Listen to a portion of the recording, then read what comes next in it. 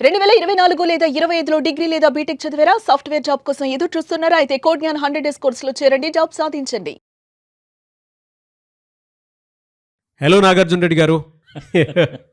ఇవాళ నన్ను వదిలిపెట్టలేవు. ఈ గోల్డు, ఈ వెండి, బంగారం పెరగడం, తగ్గడం సంగతి దేవుడు ఎరుగు గాని. సరే కానీ ఏం చేస్తాం, కాదు సార్, ప్రజలకు అంటే వాస్తవాలు ఆ, తెలియాలి. ఆ, ప్రస్తుతం ఏంటంటే విపరీతంగా అంటే పడిపోయి ఉంది ఇప్పుడు.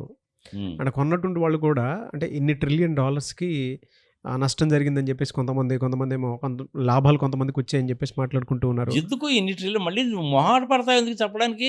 ఈ రోజు వరకు, ఈ క్షణం వరకు ప్రపంచవ్యాప్తంగా నీలాంటి వాళ్ళు, నాలాంటి వాళ్ళు ఎవరైనా సరే ప్రపంచవ్యాప్తంగా, ఉమ్, ప్రపంచంలో 800 కోట్ల జనాభా ఉన్నారుగా.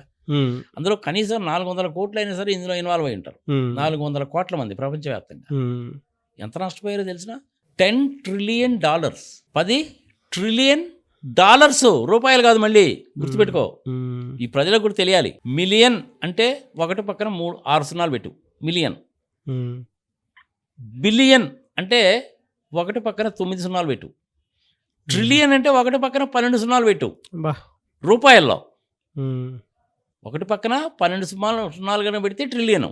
ఉమ్, అదే డాలర్స్లో కనుక అయితే 90 రూపాయలు పెట్టి మల్టిప్లై చేసుకో. ఉమ్, ఇది చాలు ప్రజలకి.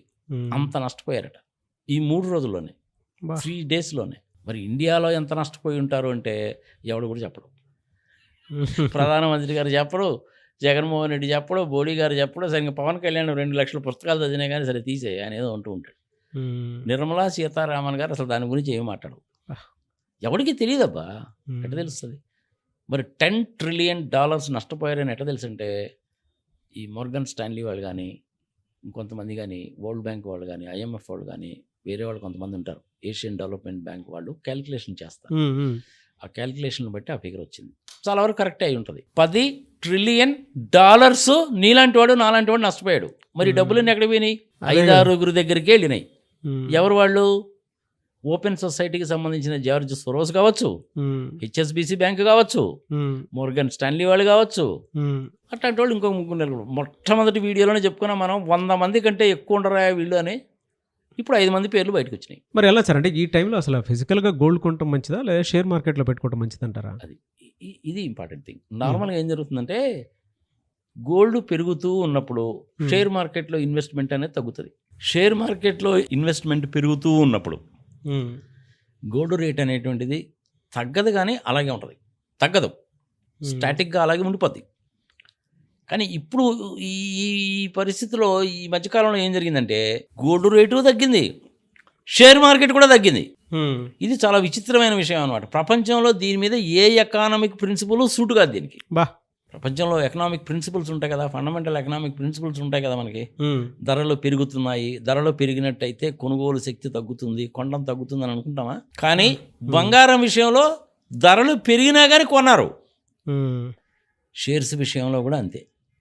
మరి ఇప్పుడు షేర్లకి, బంగారానికి, భూమికి, ఈ మూడింటికి మధ్యలో ఒక సామాన్య మానవుడికి ఏది బెటరు అనేసి అంటే, చాలా జాగ్రత్తగా 1-2 సార్లు ఆలోచించి చేసుకోండి.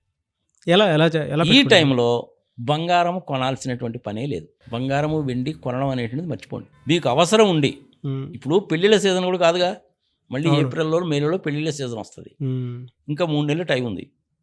తగ్గుతూ ఉంది కాబట్టి డెఫినెట్గా తగ్గుద్ది. ఉమ్, మరి ఎంతవరకు వస్తుంది?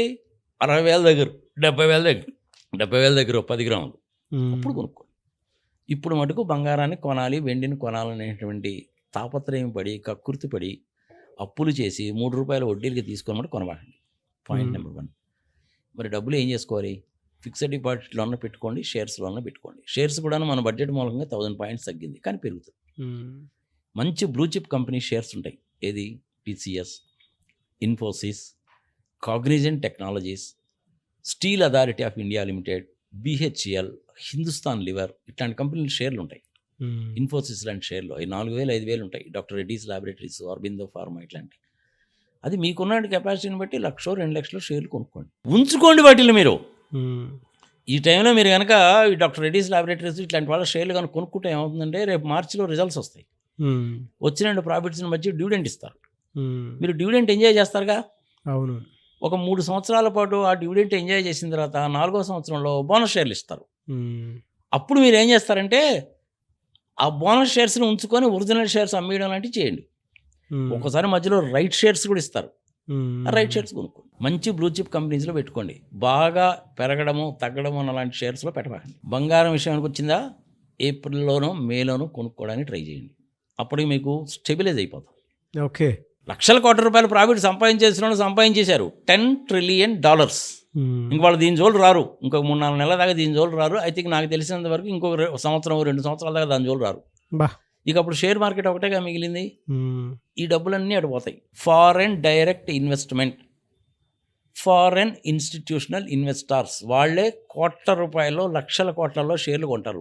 నేను కొనేది నథింగ్. షేర్లు కొనుక్కోండి. మంచి కంపెనీలకు సంబంధించిన షేర్లు కొనుక్కొని ఒక 4-5 సంవత్సరాల పాటు హోల్డ్ చేయండి. ఏమైనా సజెస్ట్ చేస్తారా సార్ మంచి కంపెనీస్ అంటే? ఇవన్నీ మంచియే. Doctor Reddy's laboratories, Aurobindo Pharma, SKF, Pfizer, Hindustan Lever, BHEL, Steel Authority of India Limited, స్టైల్, NMDC, National Mineral Development Corporation, State Bank of India, ఇవన్నీ మంచి షేర్లే. హెవీగా తగ్గవు, హెవీగా పెరగవు, గ్రాడ్యువల్గా పెరుగుతూ ఉంటాయి. ₹10 పెరిగిన తర్వాత ఒక ₹10 తగ్గుద్ది. దాని మూలంగా నీకేం నష్టం లేదు, నువ్వు హోల్డ్ చేసుకోదలుచుకున్నావు కాబట్టి. అలాంటి కంపెనీస్లో షేర్స్ కనుక ఒక ₹5 లక్షల పెట్టి కొనుక్కుంటే నువ్వు 5 సంవత్సరాల తర్వాత గ్యారంటీగా అది 10-12 లక్షలు అవుతుంది. అంటే 5 yearsలో ఆల్మోస్ట్ డబుల్ అవుతాయి. దాంట్లో పెట్టుకోండి. బంగారంలో ఎందుకు పెడతారు? పెట్టబాకండి. భూమిలో పెట్టుకోండి. కానీ అమరావతి లాంటి ప్లేసెస్లో మటుకు కాదు. ఆత్మహత్యలు చేసుకోవాల్సిన పరిస్థితి వస్తుంది. ఇప్పుడు ఏమైందో మనకి తెలియదు. జాగ్రత్తగా ఉండండి. హైదరాబాద్, బెంగళూరు, చెన్నై, కోయంబత్తూర్, మైసూర్, పూణే ఇట్లాంటి ప్లేసెస్లో సిటీకి అవుట్స్కర్ట్స్లో చక్కటి వాడెవడన్నా పక్కాగా అన్ని అగ్రిమెంట్స్ ఉండి అగ్రికల్చరల్ ల్యాండ్ అయితే దాన్ని నాన్ అగ్రికల్చరల్ ల్యాండ్ కింద కన్వర్ట్ చేసిన డాక్యుమెంట్ చూడండి, లింక్ డాక్యుమెంట్ చూసుకోండి, బయట కొనుక్కోండి. మీరు ఈ జనరేషన్లో కనుక్కుంటే నెక్స్ట్ జనరేషన్కి అది ఉపయోగపడతాయి. ఓకే. భూమి మీద పెట్టుకోండి, బ్లూ చిప్ కంపెనీస్లో పెట్టుకోండి. బంగారము వెండిని మర్చిపోండి. అవసరం అయితేనే కొనుక్కోండి, అది కూడా 3 నెలల తర్వాత, ఇప్పుడు కాదు. 3 నెలల తర్వాత పెళ్ళిళ్ళ సీజన్ వస్తుంది కాబట్టి ఆటోమేటిక్గా కాస్త కొంటారు. కానీ ఇప్పుడు బాగా 3 రోజుల్లోనే తగ్గిపోయింది కదా. అవును. మరి ఇంకా 3 నెలలు టైం ఉందిగా మీకు. ఫిబ్రవరి, మార్చి, ఏప్రిల్ కదా. బట్ ఉత్సాహపడి కొనుక్కోవాలనుకున్నటువంటి ఆలోచన ఉంటుంది కదా సార్. మరి అసలు కొనబాకండి. ఇప్పుడు అసలు దాని జోలే వెళ్ళబాకండి. మీ దగ్గర ఉన్న బంగారము అలాగే ఉంచుకోండి. ఓకే.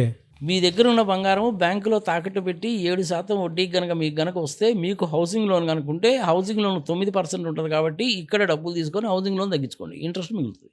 ఓకే. 7% వడ్డీకి మీరు బ్యాంకు దగ్గర బంగారము పెట్టి 7% వడ్డీకి తీసుకొని ₹2 వడ్డీకి, ₹3 వడ్డీకి బయట వాళ్ళకి ఇవ్వకండి. దాని మూలకంగా ఆత్మహత్యల దాకా కూడా పోతాయి, కోర్టు కేసులు అవుతాయి. అలాంటి దిక్కుమాలిన పనులు కూడా చేయబాకండి. Be careful. Thank you sir. Thank you so much for this. Right.